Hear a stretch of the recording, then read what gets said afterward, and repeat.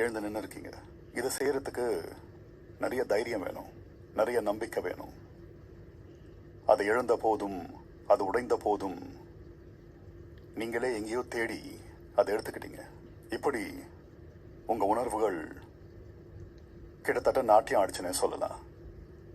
முதல் நாள் சௌந்தர்யாவுக்கும் இந்த போட்டியின் 105வது நாள் ஃபைனலிஸ்டான சௌந்தர்யாவுக்கும் எவ்வளவு வித்தியாசம்? என்ன மாறி இருக்கு சௌந்தர்யாவுக்குள்ள இந்த 100 நாள்ல?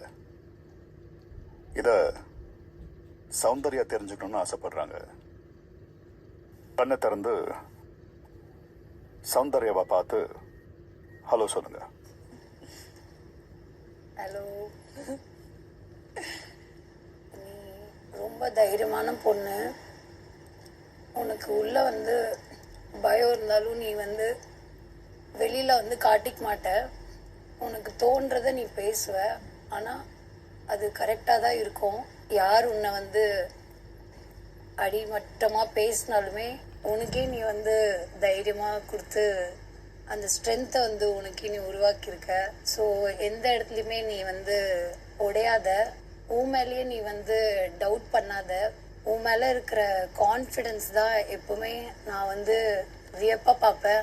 எல்லா விஷயத்துக்கும் எல்லாத்துக்கும் முன்னேறி போயிடுறாளே, இது அவளுக்கு தான் வராதே அப்படின்னு தெரிஞ்சும் நிறைய இடத்துல நீ அதை பண்ணியிருக்க. ஸோ அந்த கான்ஃபிடென்ஸ் மட்டும் விட்டுறாத. நிறைய இடத்துல நீயே உனக்குள்ளேயே அந்த உற்சாகத்தை கொண்டு வருவ. அது எப்படின்னு எனக்கே தெரியாது. நீயே உன்கிட்ட நிறைய பேசிப்ப. ஸோ உனக்குள்ள நான் இருக்கேன் அப்படின்றது ஒரு விஷயமா நம்மளுக்குள்ள ஒரு பேச்சுவார்த்தையாகவே போயிட்டுருக்கோம். உனக்குள்ள நான் இருக்கேனா அப்படின்றதே தெரியல. ஆனால் உனக்கு நான் இருக்கேன், எனக்கு நீ இருக்க. ஸோ அது ஒரு நல்ல உறவாக நான் பார்க்குறேன். உனக்கு யாருமே வேண்டாம், நான் இருக்கேன் உன் கூட எப்போவுமே. யார் லைஃப்பில் உன் கூட வரலனாலுமே உன்னை தூக்கி விடுறதுக்கு நான் இருக்கேன்.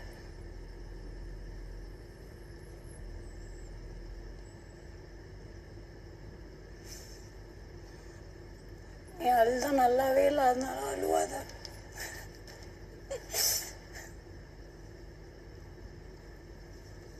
நீ எப்பவுமே சிரிச்சுட்டே இரு, அதான் நல்லா இருக்கு.